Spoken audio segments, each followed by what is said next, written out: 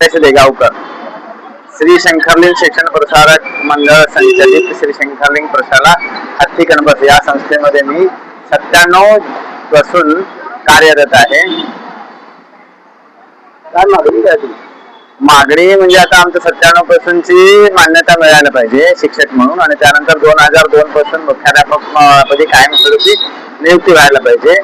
आणि तसा संस्थेने प्रस्ताव दिलेला आहे, पण शिक्षण अधिकाऱ्यांनी त्याला मान्यता न दिल्यामुळे मी उपोषणाला बसलेला आहे. उपोषणाला मी 16 जुलै पासून बसलेला आहे.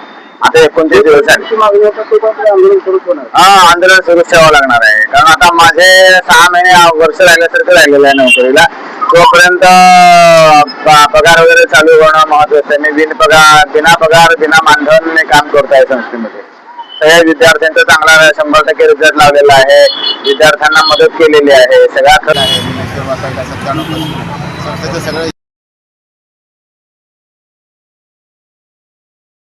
स्वतःच्या विषयाचा आणि पूर्ण शाळेचा निकाल 100% दरवर्षी लावलेला आहे. आणि तरी सुद्धा जर मला प्रस्तावाप्रमाणे जर शिक्षणाधिकारी मान्यता देत नसतील तर त्याला काय करायचं म्हणून मी उपोषणाला बसलेला आहे. आणि उपोषणातून शांततेच्या मार्गाने आपलं काम करून घेणं हा माझा उद्देश आहे. आणि तो सफल झाल्याशिवाय मला उपोषण सोडता येणार नाही आहे. हे शिक्षणाधिकाऱ्यांची दाद घ्यावी आणि आम्हाला योग्य तो न्याय द्यावा अशी मी विनंती करतो आहे. आणि उपोषणामध्ये मला त्रास होतो आहे.